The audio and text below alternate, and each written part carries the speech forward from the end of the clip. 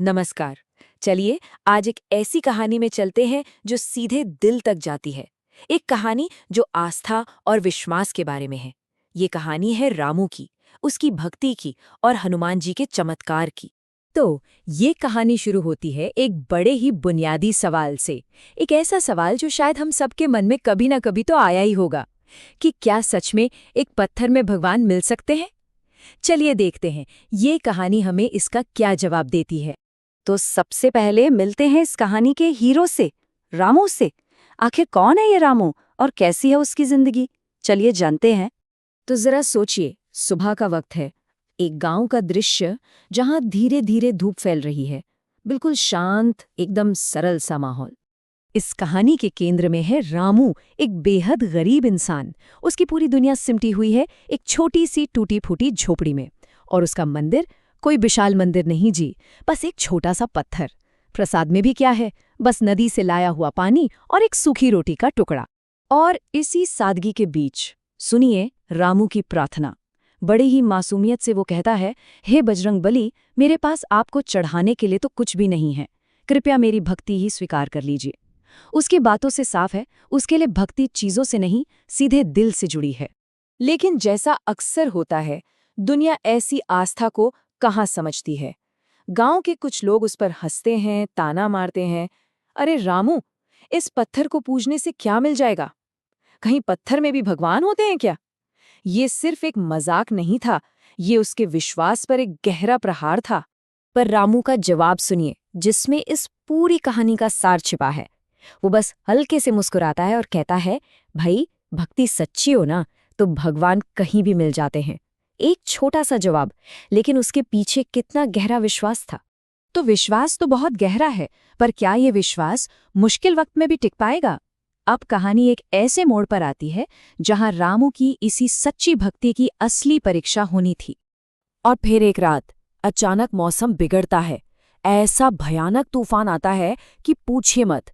तेज हवाएं, मूसलाधार बारिश, सब कुछ जैसे तबाह कर देने पर तुली थीं। और इस तूफान की चपेट में आ जाती है रामू की वो बेचारी झोपड़ी। सब कुछ टूट जाता है। जो थोड़ा बहुत सामान था वो भी पानी में भीगकर बर्बाद हो जाता है। सब कुछ खत्म हो गया, लेकिन एक चीज थी जो तूफान भी नहीं तोड़ पाया, रामू का विश्वास। वो उसी बारिश में भीगते हुए कहता है, आज मेरे पास कुछ भी नहीं बचा, पर मेरी भक्ति आपके लिए कभी कम नहीं होगी। ये था उसकी अटूट आस्था का सबूत। और तभी उस घने अंधेरे और तूफानी बारिश के बीच कोई उसके पास आता है। पर सवाल ये है कि इस अंधेरे में आखिर था कौन? अचानक से एक वृद्ध साधु वहां प्रकट होते हैं। वो न सिर्फ रामू को सहारा देते हैं, बल्कि उसे खाना और कुछ पैसे देकर उसकी मदद भी करते हैं।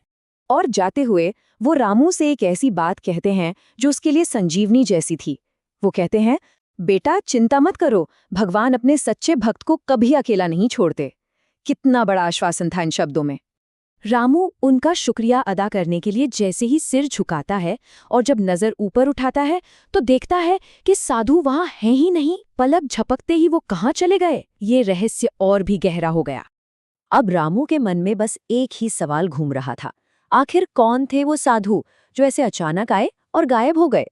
इस रहस्य से पर्दा उठता है कहानी के आखिरी हिस्से में, जो कि सबसे चमत्कारी है। उसी रात रामू को एक सपना आता है, पर यह कोई मामूली सपना नहीं था। ये एक दिव्य अनुभव था। सपने में वो एक तेज रोशनी देखता है और उस रोशनी के बीच से स्वयं हनुमान जी प्रकट होते हैं। और वो कहते हैं, रामू, तुम्हारी सच्ची भक्ति देखकर मैं बहुत प्रसन्न हुआ। आज जो साधु बनकर तुम्हारी मदद करने आया था वो कोई और नहीं, मैं ही था। लीजिए, उस रहस्यमयी साधु का राज अब खुल चुका था। और अगली सुबह एक और चमत्कार रामू का इंतजार कर रहा था। जब रामू की आंख खुली तो उसने देखा कि जहां उसकी टूटी फूटी झोपड़ी थी, वहां अब एक सुंदर सा छोटा सा घर बना हुआ है। पूरे गांव वाले देखते के देखते रह गए। तो ये चमत्कार साफ साफ एक ही बात बताता है कि सच्चे दिल से की गई भक्ति कभी बेकार नहीं जाती। ये अब सिर्फ कहने की बात नहीं थी, ये तो रामू की जिंदगी की हकीकत बन चुकी थी। तो आखिर में रामू की ये कहानी हमें एक सवाल के साथ छोड़ जाती है कि सच्ची भक्ति का आखिर मतलब क्या है, क्या इसका मतलब बड़े बड़े मंदिर और महंगे चढ़ावे हैं, या फिर इसका मतलब वो निश्चल विश्वास है, वो अटूट श्रद्धा है जो जिंदगी के बड़े से बड़े तूफान में भी नहीं डगमगाती? इसका जवाब शायद हम सबको अपने अंदर ही तलाशना होगा।